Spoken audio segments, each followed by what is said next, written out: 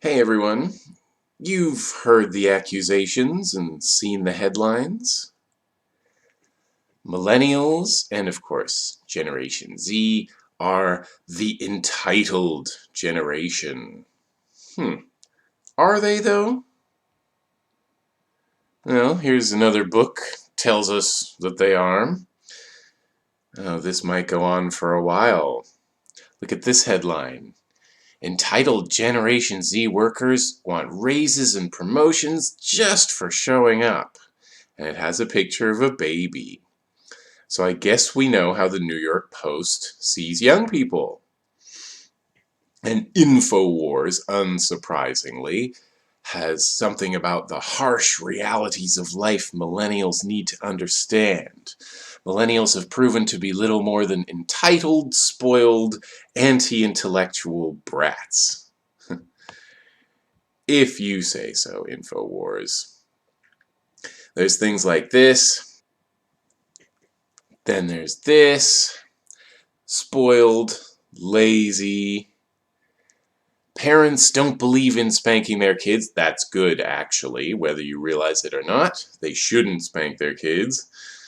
Instead of going outside, Generation Z often stays on the computer for hours on end. Oh no, you mean learning?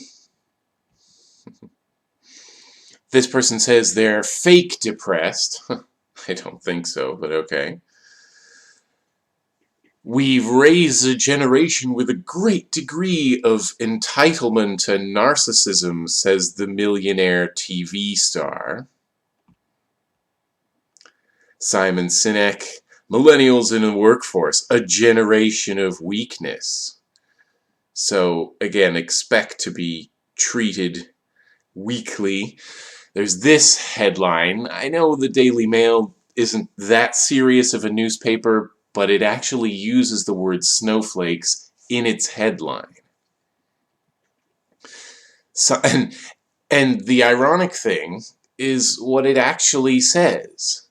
Scientists find people aged 18 to 25 are the most upset when they're labeled narcissistic, entitled, or oversensitive.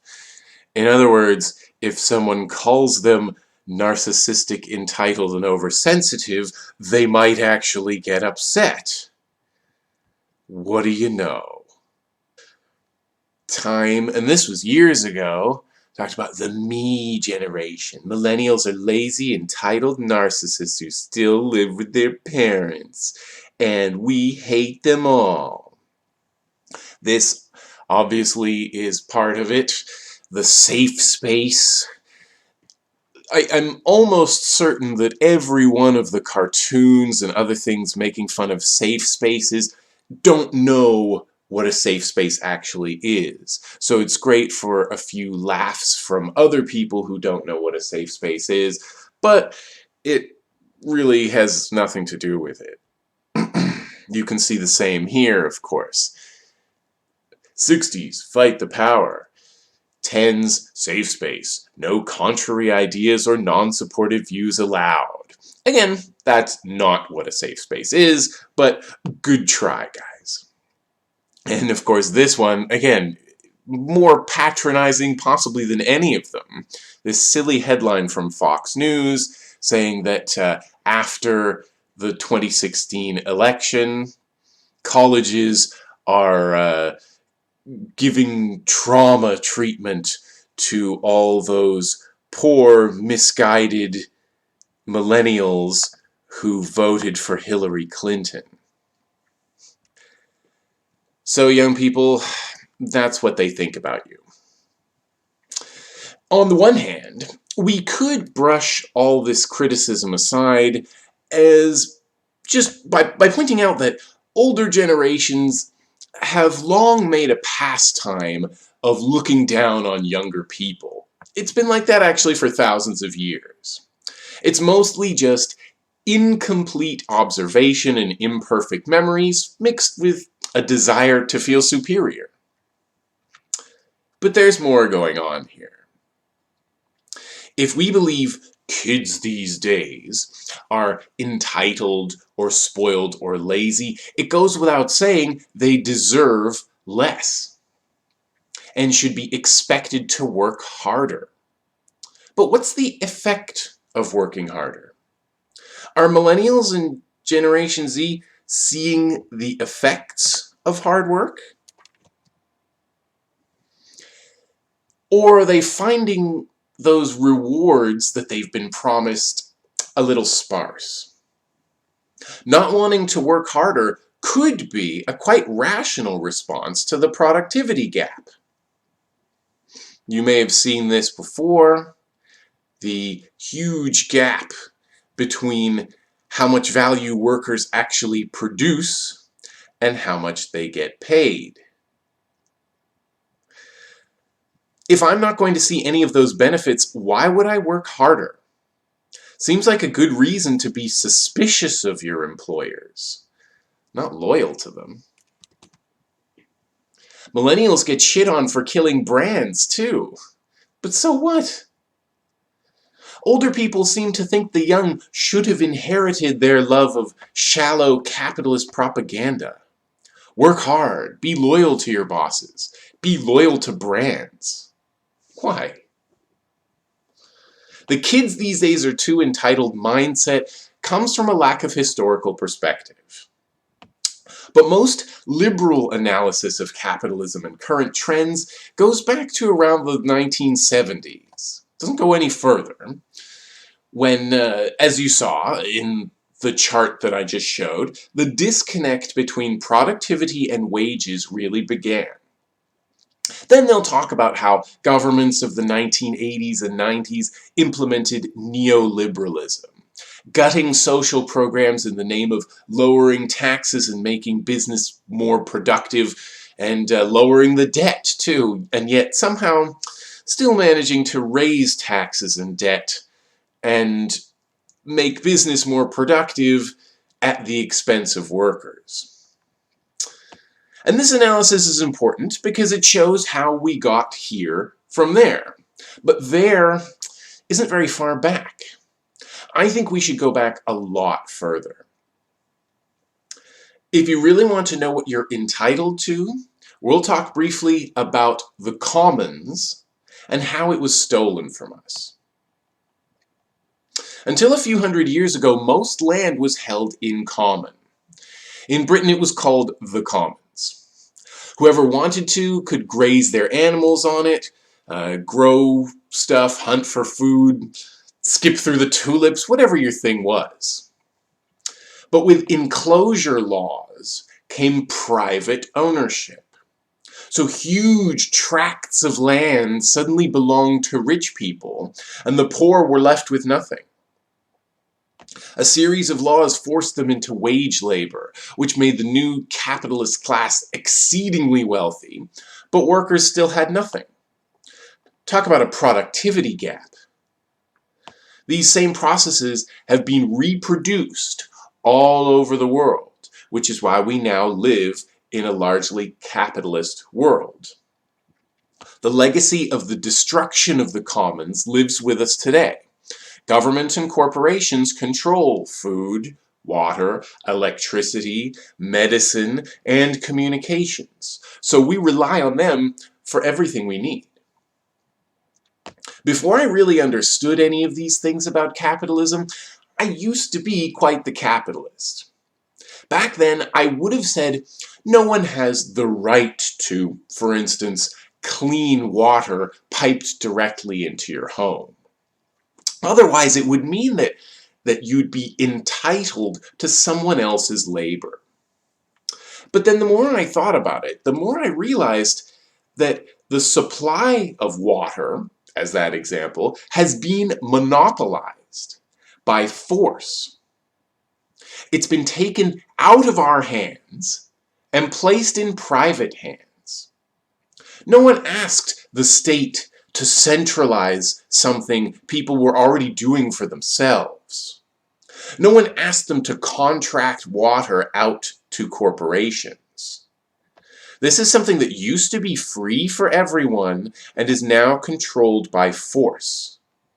And if you trust the powerful to control your water, ask the people of Flint, Michigan, how things have gone for them.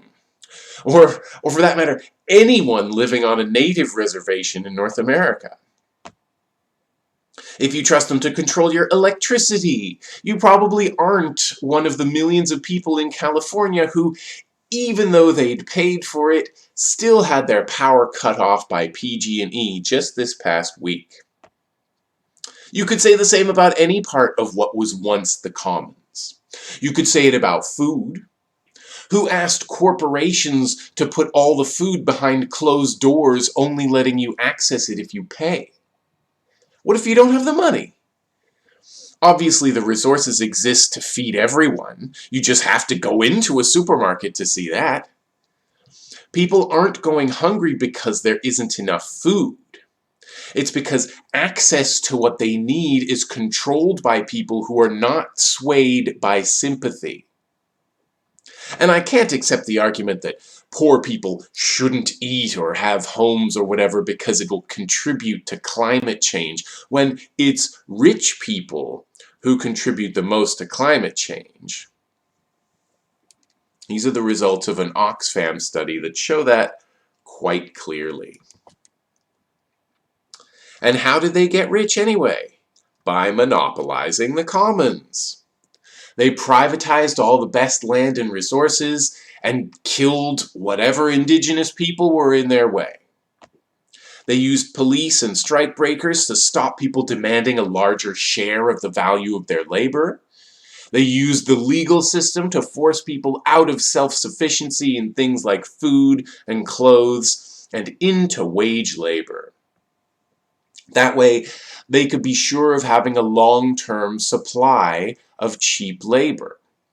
Today, that's Millennials and Generation Z. Although, of course, it's also the old people you see working at Walmart.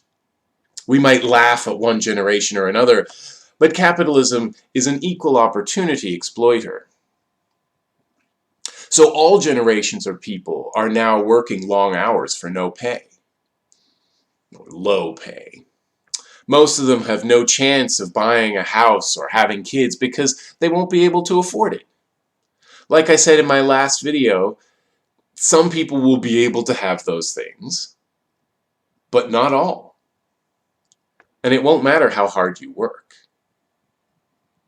It's become the norm today for bosses to expect, not just ask, but expect employees to work longer hours than they're getting paid for and not pay overtime.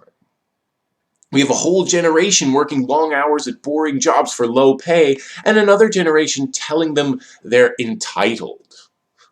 If anyone's entitled, it's our bosses.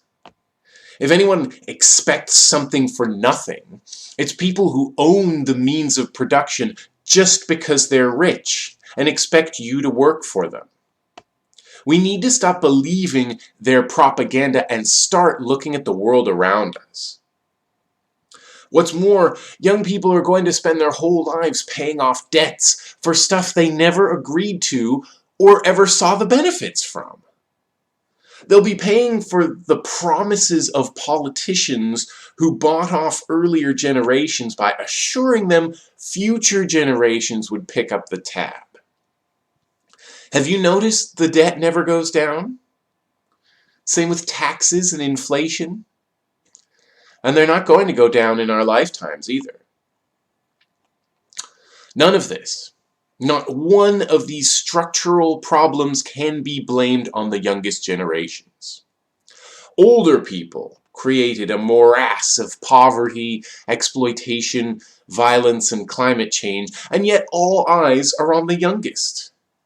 They're actually blamed for things, rather than people realizing they were born into a system that will force them to work to pay off someone else's debt.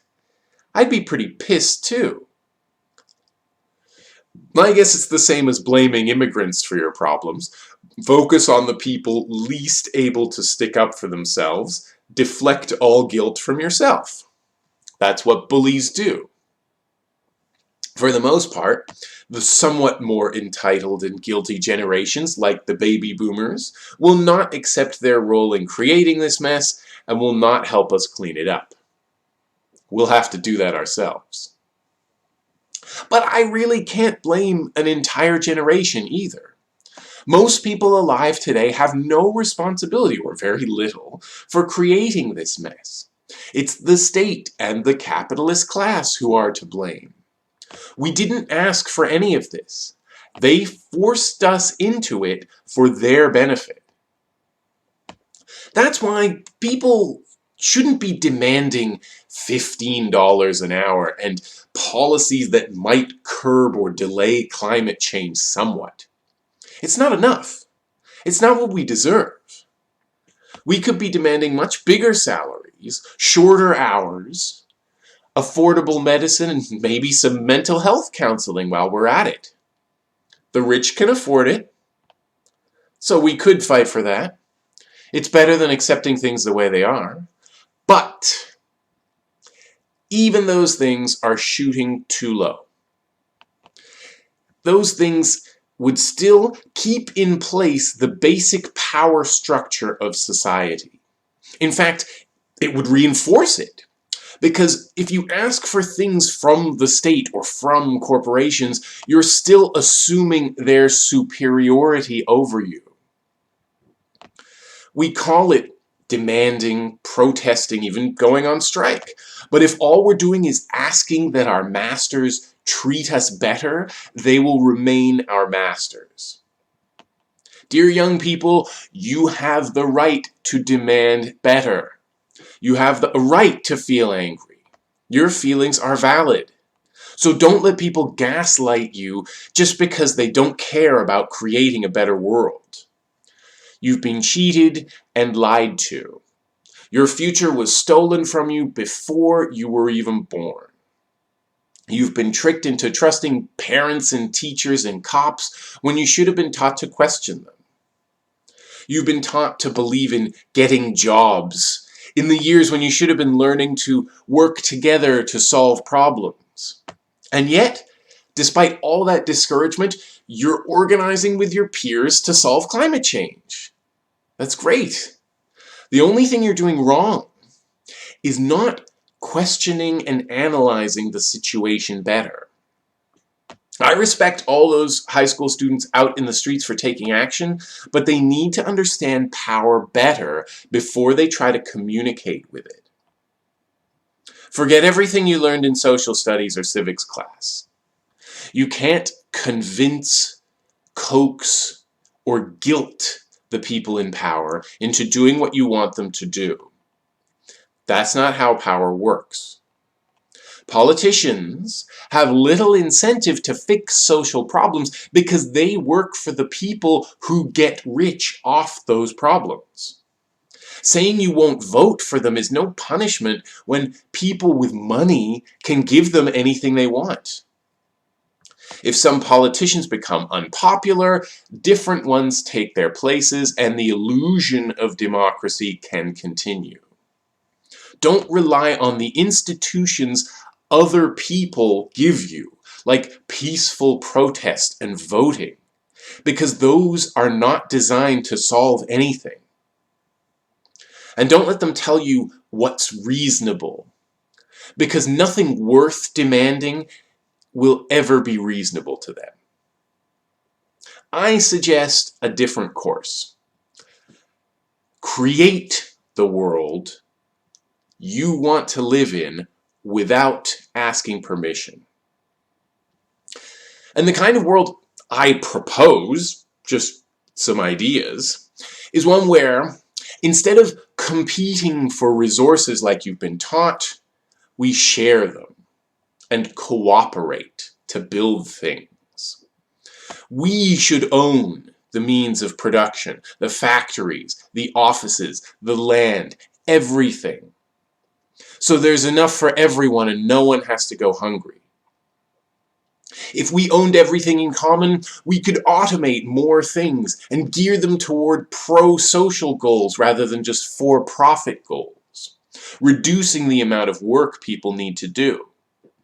We should make all space outside the home public space, so we all have access. We should eliminate social hierarchy, so that no one can tell us what we're allowed and force us to accept it. We don't need money, property, corporations, bosses, or police.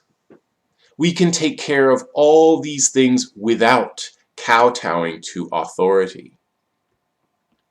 I think we're entitled to everything that was stolen from us, as long as we take care of it for future generations. I know millennials and zoomers are interested. They need to up their demands. Be unreasonable. Be demanding. Be loud. Be ungovernable. See you next week.